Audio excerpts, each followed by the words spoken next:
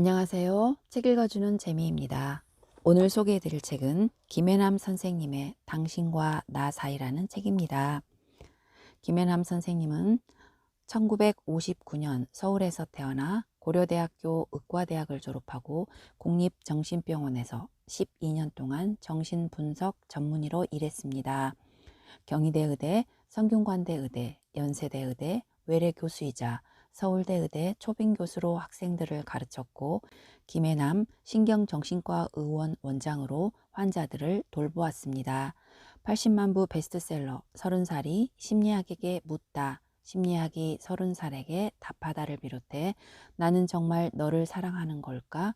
오늘 내가 사는 게 재미있는 이유, 어른으로 산다는 것, 김해남의 그림 편지 등 6권의 책을 펴내 130만 독자의 공감을 얻었습니다.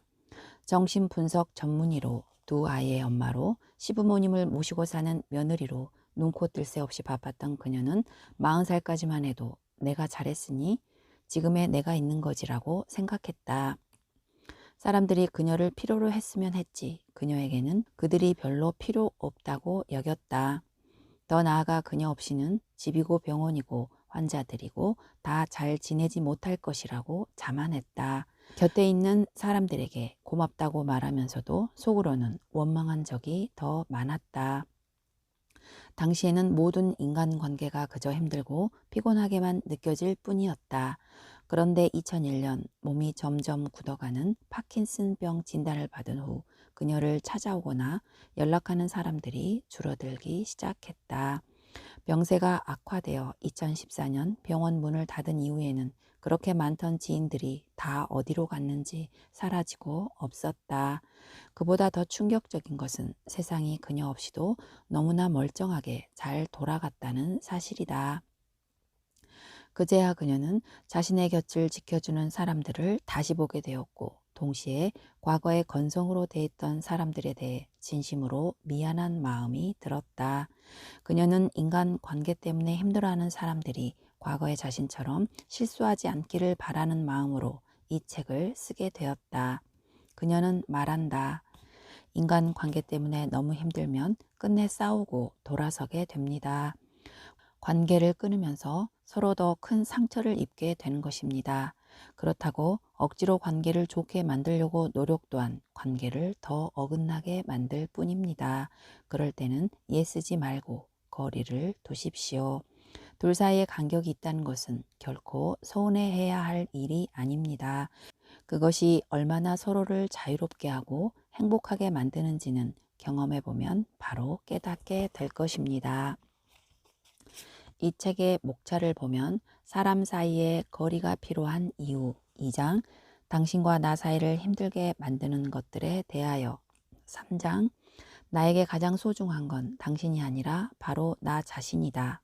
4장, 가족, 연인, 나 사이에 필요한 거리 5장, 친구와 나 사이에 필요한 거리 6장, 회사 사람들과 나 사이에 필요한 거리 7장, 정신 분석해서 배우는 인간관계의 지혜 이 중 여러분과 나누고 싶은 부분 읽어보도록 하겠습니다. 어차피 한 인간을 완전히 이해하는 것은 불가능하다. 상대방이 나와 다른 존재라는 사실은 사랑하면 할수록 슬픔으로 다가온다. 왜냐하면 우리는 사랑하는 사람에게 완벽하게 이해받기를 바라기 때문이다. 다른 사람은 몰라도 너는 나를 이해하지? 너는 내 편이잖아? 라고 말하는 이유다. 하지만 아무리 사랑해도 상대방은 내가 아니기에 나를 오해할 수도 있다.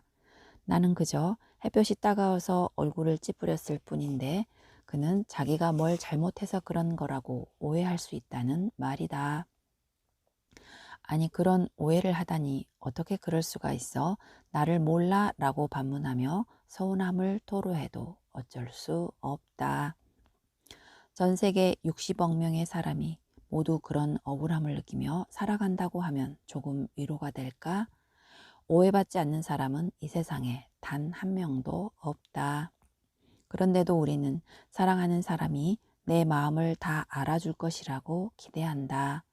나와 가장 가까운 만큼 나에 대해 잘 알고 있으니 굳이 말하지 않아도 필요한 일을 척척 다 해줄 거라고 생각하는 것이다.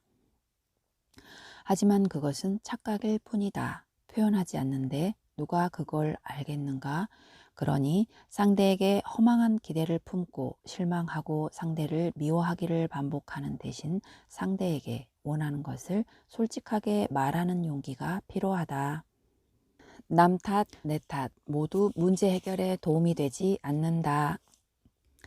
관계가 틀어져 마음이 상하면 우리는 의례 상대방에게 그 책임을 돌린다. 최선을 다한 나에 비해 상대방은 별로 애쓰는 것처럼 보이지 않아서다. 결국 쌓여있던 불만이 폭발하며 상대방에게 너 때문이야 라는 비난을 퍼붓는다. 그러나 남 탓은 문제 해결에 아무런 도움이 되지 않는다. 그저 끝도 없는 싸움을 부를 뿐이다. 스탠버드 의과대학의 데이비드 번즈 명예교수는 어떤 태도가 결혼 생활의 행복과 불행을 좌우하는가를 밝히기 위해 여러 연구를 진행한 끝에 놀라운 결과를 발견했다. 연령과 빈부의 차이, 학력과 자녀의 유무, 결혼 생활 기간, 취미 활동, 가사 분담 등의 여러 변수를 놓고 실험했지만 그것은 별 문제가 되지 않았다.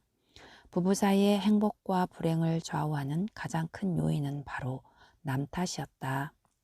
서로 상대방 탓만 하는 부부는 관계 만족도 측정표를 작성하고 3개월 뒤 다시 작성했을 때 관계가 더 나빠졌다.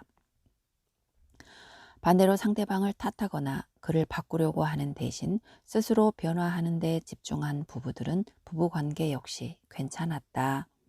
그렇다고 자기 탓을 하란 말은 결코 아니다. 그 또한 문제 해결에 아무런 도움이 되지 않는 것이다. 남 탓, 내 탓을 하며 싸우지 않을 방법은 없는 걸까? 결국 관계를 끊어버리지 않는 한 고통스러운 관계는 견디는 것밖에 답이 없는 걸까? 아니다. 방법은 있다. 마음의 상처를 더 입기 전에 일정한 심리적 거리를 두면 된다. 그렇게 말하면 어떤 사람들은 나한테 묻는다. 심리적 거리를 둔다고 해도 얼굴을 계속 봐야 하는데 그래봐야 어색해지기만 할 뿐 그게 무슨 해결책이 될 수 있냐는 것이다. 그러나 불편한 상황에서 즉각적인 반응을 하지 않고 일단 거리를 두면 서로 감정이 폭발해 극단으로 치닫는 것을 막을 수 있다. 그리고 한 발 물러나서 조금은 객관적으로 상황을 바라볼 여유를 만들 수 있다. 그러면 화가 가라앉으면서 불필요한 싸움을 일단 막을 수 있게 된다. 거리를 두는 것은 아예 상대방에 대한 마음을 닫아버리고 그가 무엇을 하든 개의치 않는 것이 아니다. 거리를 둔다는 것은 슬프지만 그가 나와 다른 생각을 하고 다른 의견을 가질 수 있음을 인정하고 그것을 존중하는 것이다. 즉 상대방이 나와 다르다는 이유로 배척하거나 비난하거나 무시하지 않고 상대방을 바꾸려고도 하지 않는 것이다. 그러므로 적절하게 거리를 둘 수 있으면 관계를 단절할 필요도 없고 상대를 향한 복수심을 키울 필요도 없어진다. 오히려 상대를 미워하는 마음에서 빠져나와 홀가분해짐으로써 비로소 편안함을 되찾게 된다. 그런 의미에서 보자면 일정한 거리를 둔다는 것은 불필요한 적대적 상황을 피하고 상대방에게 휘둘리지 않음으로써 감정적인 소모를 줄이는 현명한 선택이다.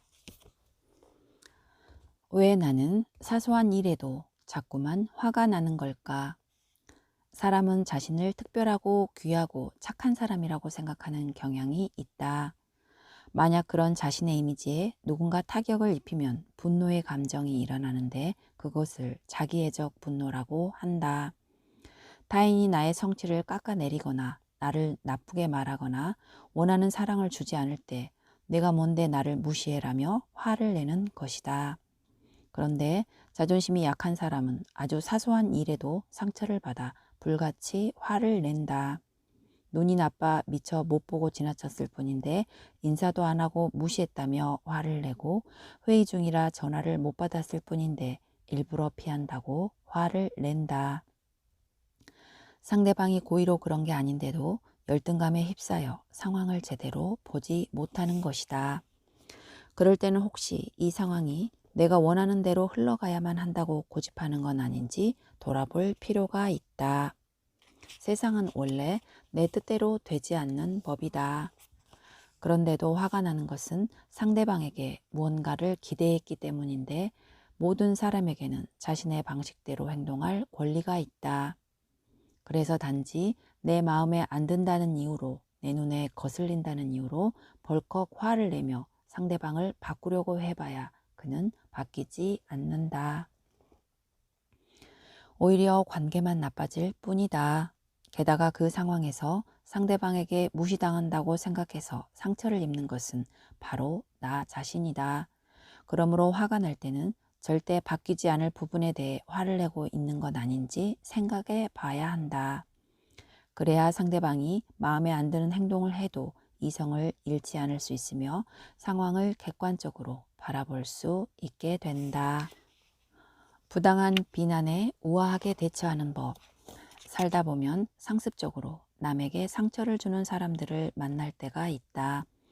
그들은 열등감과 세상에 대한 불만으로 가득 차 있어서 입만 열면 불평, 불만을 쏟아내기 바쁘다. 경쟁심이 강한 그들은 자기가 가장 돋보여야 한다고 생각한다. 그래서 무의식 중에 자기보다 더 인정받는 사람을 보면 시기 질투하며 그의 성공을 깎아내리지 못해 안달한다. 자기가 얼마나 애쓰는지 아무도 알아봐 주지 않는다며 세상을 원망하기도 한다.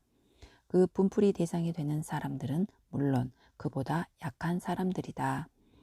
그들은 호시탐탐 상대의 약점을 잡아서 깔아뭉갤 기회만 엿보다가 모욕감과 수치심을 불러일으킬 말을 골라 아무런 죄책감 없이 쏟아낸다.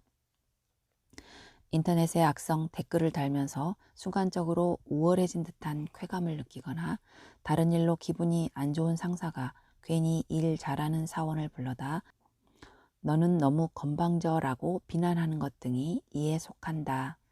그들은 자기 마음을 위로할 수 있다면 무엇이든 괜찮다고 생각한다. 상대방이 얼마나 아파할지는 관심 바뀌며 그들에게 타인은 열등감과 욕구 불만을 해소하는 대상일 뿐이다. 그들은 다른 사람이 모멸감을 느끼고 상처받는 것을 오히려 즐긴다. 그래서 숨기고 싶은 과거나 학벌, 외모 등 일부러 상대의 약점을 건드려서 분노하게 만들기도 한다.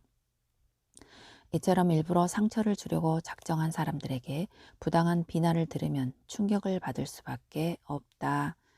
그래서 아무리 자존감이 높은 사람이라도 수치심과 모욕감에 부르르 떨면서 분노하게 마련이다.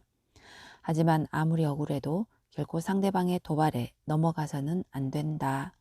상처를 입고 괴로워하는 모습을 보이는 것이야말로 그가 원하는 것이기 때문이다. 다행히 자존감이 높은 사람들은 잠시 이성을 잃었다가도 중심을 잡는다. 그리고는 내용이 부당하다고 생각되면 거부권을 행사한다. 부당한 비난에 휘둘려 말도 안 되는 싸움에 말려드는 것이 아니라 그냥 무시해 버리는 것이다. 사실 화풀이를 하기 위해 내뱉은 말이 객관적인 평가일 리는 만무하다. 게다가 상대방이 나를 어떻게 평가하든 그건 그의 생각일 뿐이다. 설령 비판의 내용이 옳다고 해도 화풀이를 하려고 약한 사람에게 일부러 상처를 주는 것은 나쁜 행동이다. 그런데 자존감이 낮은 사람들은 항의하기는커녕 상처 입고 괴로워하면서 부당한 비난을 자기 탓으로 돌린다. 특히 여성들의 경우 자기가 너무 부족하고 못나서 상대방이 화를 낼 수밖에 없고 자기는 그런 대접을 받아도 싸다고 생각하는 사람들이 많다. 심지어 자기와 관계되는 일에 대해서도 전부 자기 잘못이라면서 더 큰 싸움으로 번지기 전에 어떻게든 상황을 무마하려고 애쓴다.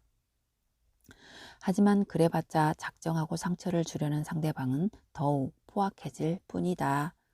벌벌 떨며 자기 잘못이라고 말하는 사람을 보며 쾌감을 느끼고 더 신이 나서 비난을 멈추지 않는 것이다. 애초에 잘못은 노골적으로 상처를 주는 말을 한 사람에게 있다. 그가 어떤 말을 하든 내 잘못이 아닌 것을 떠안고 괴로워할 이유는 없다. 그러므로 상대의 잘못은 다시 그에게 돌려주고 그의 비난이 부당하다는 사실을 또렷하게 인식하고 있어야 한다. 아무리 그가 나에게 상처를 주고자 해도 내가 그것을 받지 않으면 그만이다. 더 이상 나를 평가할 자격이 없는 사람의 도발에 넘어가 상처 입고 괴로워하지 마라. 노골적으로 상처 주는 사람들이 나를 만만하게 보도록 만들어서는 안 된다. 내가 나를 적극적으로 보호하고 지킬 수 있어야 한다. 그 상황에서 나를 지킬 것은 오직 나뿐이기 때문이다. 물론 무시당해서 기분 좋을 사람은 없을 것이다. 하지만 누구나 그것을 상처라고 이름 붙이지는 않는다. 만약 부당한 대우에 상처를 입는다면 그것은 오히려 상대방이 당신을 아무렇게나 휘둘러도 좋다고 허락하는 것이나 다름없다. 상대방이 괴롭히면 괴로워하고 상처를 주면 주는 대로 다 받는다는 의미이니까 말이다. 그러므로 부당한 비난에 휘둘려 상처받았다고 말하지 마라. 그 순간에도 부당한 비난을 돌려주어야 하는 것이지 당신이 받을 것이 아니다. 마지막으로 잊지 말아야 할 것은 대인 관계를 선택하고 결정하는 통제권은 당신에게 있다는 사실이다. 누구를 가까이 하고 누구를 멀리 할지, 누구와의 관계에 더 힘을 쏟을지는 당신의 선택에 달려 있다. 내가 가까워지고 싶은 사람이 나에게 상처를 주면 정말 아플 것이다. 하지만 내 인생에 별로 중요하지 않는 사람이 작정하고 상처를 준다 해도 그것은 내가 받지 않으면 그만이다. 그리고 소중한 나를 지키기 위해 상처 유발자와의 관계를 단호하게 끊는 것도 고려해 볼 일이다. 남편과 아내 사이에 꼭 필요한 4가지. 첫 번째는 서로에게 너무 많은 것을 기대하지 말 것. 두 번째는 그럼에도 비난하지 말 것. 정신과 의사인 데이비드 번즈는 결혼한 지 오래된 200쌍의 부부를 대상으로 설문조사를 했다. 결혼 생활을 불행하게 만드는 원인을 찾기 위한 조사였는데 그는 최소 5에서 10가지 요인은 찾을 수 있을 것이라 생각했다. 하지만 조사 결과 드러난 요인은 딱 한 가지였다. 그것은 바로 비난이었다. 그래서 번즈는 비난을 친밀감을 파괴하는 원자폭탄이라고 규정지으며 무슨 일이 있어도 배우자를 비난하지 말라고 당부했다. 심리학자인 존 고트 교수도 결혼 생활을 파괴하는 요소 4가지 가운데 하나로 비난을 꼽은 바 있다. 세 번째, 서로가 여자와 남자라는 사실을 잊지 말 것. 네 번째, 새로움의 힘은 세다.